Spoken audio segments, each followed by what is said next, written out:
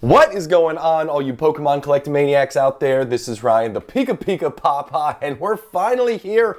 We finally know all the cards that are going to be in the upcoming set, Surging Sparks, and me and everybody else in the Pokemon community is incredibly excited about it. And with good reason, right? There's going to be some awesome cards in this set. We're going to talk about it at length throughout the course of this video. But I also like to ground things in a little bit of reality. You know, I do think that there's a lot of upside here, right? This is, I think, arguably the best set of 2024, and I think it's going to be one of the best sets of the Scarlet and Violet era. But I don't know, I always like to do comparisons. Like, it helps ground me a bit. It's very easy to get caught up in what's going on in the market in a very hype-friendly environment, which is what the Pokemon space is. So I'm excited for Surging Sparks. I have shared with you very transparently. I have a couple Pokemon Center exclusive Elite Trainer boxes cases pre-ordered. I have a booster box case pre-ordered. So I am definitely all in on Surging Sparks, but I thought I would use this video to do some comparisons and then talk about some of the awesome cards that are in here. So with that being said, I thought a really cool way to start this video off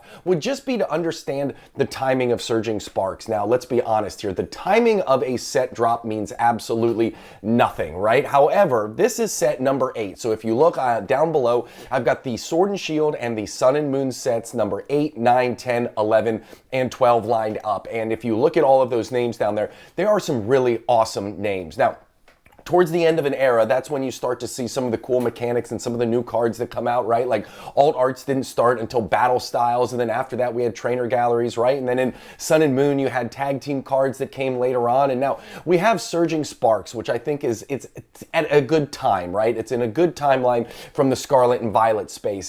But again, as I said, timing doesn't mean everything, because guess what? Before Surging Sparks, before that timeline, guess what you would have had in Sword and Shield? You would have had Evolving Skies, you would have had Chilling Reign, right? And here in the Scarlet and Violet era, guess what? We've already had Twilight Masquerade, which is a great set. We've already had Paldea Evolved, which is a great set. So all I'm saying is there is a good history of, you know, some strong sets coming on later on in the era, and Surging Sparks is very exciting about that. Now, it means nothing. All it means is that the historical trends show late era sets have a tendency to perform really well. And I shared this quote the other day on the channel, and I think it's a really impactful quote that we all have to remember. And it's from Warren Buffett, one of the greatest institutional investors of all time. And he said, in the short run, the market is a voting machine, and in the long run, the market is a weighing machine, which means in the short run, things can be driven by all kinds of hype, all kinds of, pump and dumps and all of that. But over the course of years, and I'm talking years and years, at the end of the day, the highest quality items and products and stocks and Pokemon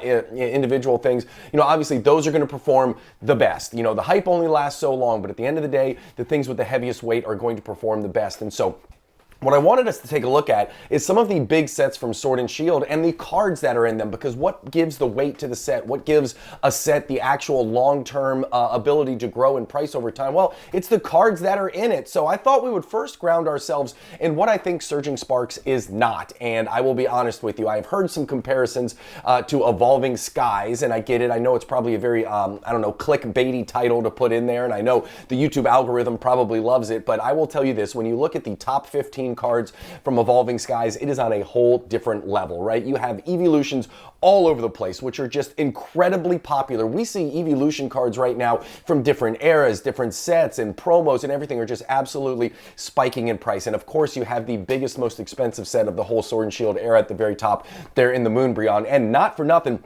that Rayquaza up over $400 right now is an absolute stunner of a card. Okay, and you got Dragonite in here. You just have all kinds of awesome cards in here. And I will be completely honest, I do not think that the Surging Sparks card lineup is on par with Evolving Skies. Evolving Skies is on a whole new level. We might not get an equivalent to Evolving Skies here in Scarlet and Violet, and that's okay, because Evolving Skies is absolutely amazing. Now, what I do think we can do a more similar comparison to is the Lost Origin card lineup. And at least right now, Lost Origin booster boxes are number 2 behind Evolving Skies, and it's cemented by that big Giratina Chase card there at the very top, coming in at $344. And It's interesting to me because when you look at the Greninja EX card, right? Like that card's at almost $300. It's at like $275 last I checked. So the Pikachu special illustration rare, in my mind, and again, who knows? The market is the one who determines these prices. It doesn't have to make sense. The market is the one who sets the prices, but I feel like that Pikachu should be valued higher than the Greninja, but who knows? We shall see. And then when you get down to the rest of these cards, when you look at the other of the top 15 cards here, man, not a lot going on. I mean, I'm not knocking Aerodactyl, but you know, that Aerodactyl card, I think that we have some cards that will stand up to that here in Surging Sparks. And obviously, this is a Pikachu set. You got two Pikachus here. Obviously, I think the Pikachus will be better than them. But then you start to get into rainbow cards and, you know, the black secret VMAX card down there. So anyways, when you think about this is the #2 most expensive booster box from Sword and Shield right now, and you start to look at how these cards compare to the Surging Sparks lineup, I think Surging Sparks is well positioned to give us Lost Origin like or better returns, and we'll just have to see. But with that out of the way, we're going to look at the 10 cards that I am personally most excited about here in Surging Sparks. And listen, as I always say, if you enjoy this content and these types of comparisons, this is the way we approach Pokemon investing and collecting. So if you like it, hit the subscribe button. If you got questions or comments, drop them down below. And as always, if you like what you see, give us a thumbs up. Those 3 small things go a long way in helping my channel out, and I really appreciate it. So let's start talking about some of the cards that got me really, really excited. And the Ceruledge, I mean, this is just a cool piece of artwork in my mind. Is it the biggest name Pokemon in the world? Absolutely not, but I love this artwork. It's super unique, it's super different. Matter of fact, this and the Hydreigon card right there, those are my 2 favorite cards from the set. I don't think they're going to be the most expensive. I'm a Pikachu lover, right? So obviously the Pikachu special illustration rare, you know, is going to be my chase card. But if I just were to take prices out of it, rarity out of it, and just from a unique and cool artwork perspective, like these 2 cards I think are really special, and I really like them. I mean, hopefully they're not overly expensive, so I'll be able to add them into the collection. And I certainly don't know how the market is going to treat them. I don't know if these are going to be really expensive cards. I don't know if, you know, the market's going to enjoy them as much as I do, but the thing I like is the artwork is really fire. You know, I think it's really unique, and I think that these cards have the opportunity to do really well. So when we get outside of the chase cards, when we get outside of the Pikachu special illustration rare, again, I'm always trying to think about what top 15 cards are going to hold some collector interest in the long run, which is going to help give this set all the weight it needs to really perform well in the long run. And I think these 2 cards, you know, have the opportunity to be big players in the top 15. The next 2 cards that I like, obviously we've got to talk about the Latios and Latias. These cards are absolutely stunning. I love that one is a special illustration rare. If I'm being honest, I wish both of them were special illustration rares, but it is what it is. And I love the fact that the cards combine. That Latias card I think is going to be a high value card. I think that is going to be one of the top chase cards. You know, over in the Japanese set that we've already seen that's come out, we know that the Latias card is the #1 chase card over there simply because, you know, they're really, really trainer focused. But this Latias comes in at #2. So it's really interesting to see these cards. And again, these are big name Pokemon, right? A lot of people have a lot of love, and I think that these cards, again, when I'm thinking about the top 15, I think these are 2 really, really strong pieces of that overall top 15 for Surging Sparks, which is going to give it a ton of collector interest. And the artwork, again, is just stunning. You're going to hear me say that over and over throughout the course of this video. I think the artwork on these 2 cards is awesome. I think that they're going to come up with some really cool, unique frames where they kind of hold both cards in there, and it's able to make a continuation of how the scene goes. And people are doing that more and more, and I love that people are getting really creative with that, because I think these 2 cards would look fire in a holder like that. So excited for these cards and excited what it can do for the set as a whole. The next 2 cards I'm looking at are obviously the special illustration rare trainer cards. I just talked about Lizia's Appeal right there, and Jasmine's Gaze. I'm going to be honest with you, I'm not a big fan of the Jasmine's Gaze art on here. She's sitting there at a freaking stand, and it looks like, I don't know, some kind of counter, and she's crushing a Thanksgiving's feast worth of food, which definitely a strong food theme here in Scarlet and Violet trainer space. But again, it doesn't matter what I think. It's not my favorite card. It's going to be a very rare card. I know Jasmine is a very you know, popular trainer, so I think that this card will do well. Is it going to do well in the long run? Who knows? We haven't seen a ton of trainer cards, at least in the Scarlet and Violet era, that have been able to hold on at really high valuations. You think about the Iono card, right? Iono comes from Paldea Evolved, which is one of the best sets in Scarlet and Violet. Iono is wildly popular, not just from a trainer perspective, but also that card is wickedly playable. So it has all of these things going in the right direction. direction for it, and it still doesn't have what I would consider a huge value to it. But you got Latias Appeal over there. I think that card's going to be really fire. And at the end, I'm going to show you some of my cards that may not be in the top 10, but I actually still like. We're going to have a little bonus section, and the full art version of this card is in that section because I actually like the full art better than the special illustration rare. This one's going to be rarer. This one's going to be more expensive, hands down. And I do like the artwork on here, but I do think the full art's got a little bit more oomph to it. But two great trainer cards certainly will not hurt the set. We've seen that there's some awesome trainer cards in Twilight Masquerade, right? That Carmine card is absolutely fire. And so that has helped Twilight Masquerade. So interesting here. I think it's going to be good for the set. But again, I don't know how long these cards will be able to hold their value because trainers have not been doing very well as of late. Now, the next two cards right here, of course, I got my Pikachu. I got the Milotic. I just think the artwork on both of these cards is really awesome.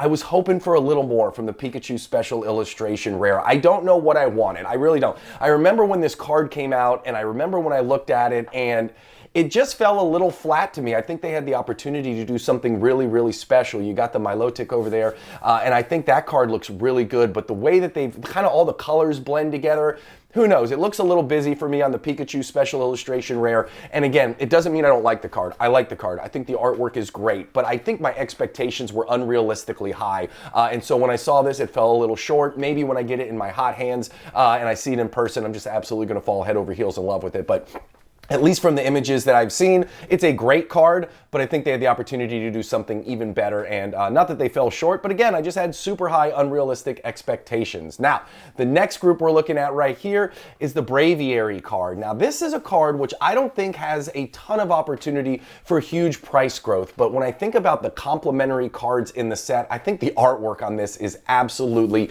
insane. Just stunning artwork on this, and again, not every card is going to be in the top 5. Like, we all understand that. There's a small subset that are going to make that. What makes great sets great in the long run is having a really strong 6 through 15, and I think this card has the opportunity, if the market loves the artwork as much as I do, this has the opportunity to be a very strong player in that 6 through 15 range. And then, of course, the Pikachu full art. I love the full art Pikachu right here. I genuinely do. I don't like it more than the Special Illustration Rare, but I'm not going to lie to you. It's really, really close. I think this card is going to be really cool. Obviously, the pull rates are going to be higher on this than that Special Illustration Rare, so hopefully a lot of people out there who love Pikachu, again, one of the most popular Pokemon of all time, right?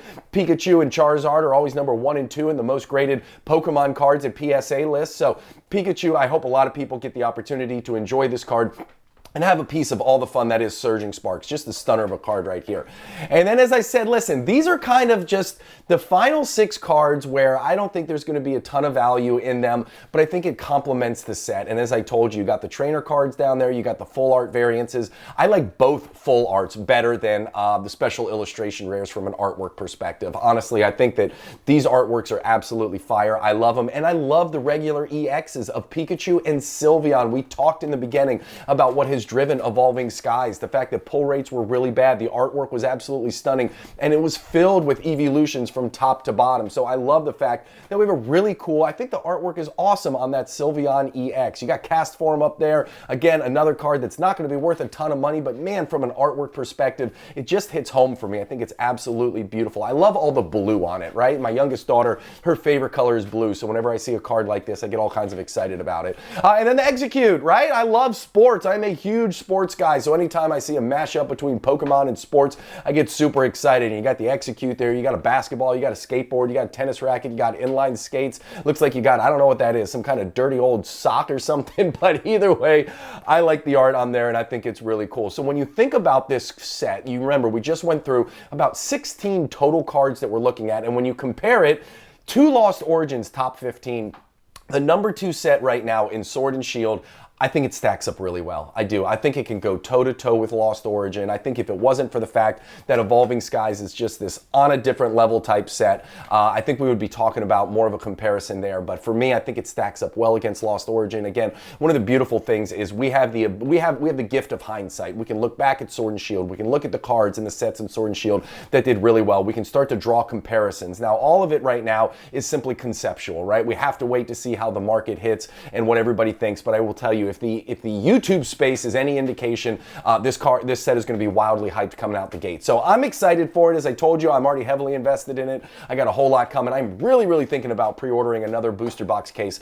simply because I just think this set is going to do really well in the long run. Nothing wrong with having a ton of the number 2 set from any Pokemon era. So with that out of the way, listen, I hope you enjoyed this content. If you made it to the end, hit that subscribe button if you haven't already. If you like what you see, give us a thumbs up. And if you have questions or comments, drop them down below. I thank you so much for watching. I hope you have an epic one, and I'll talk to you soon. Thanks, everybody. Bye.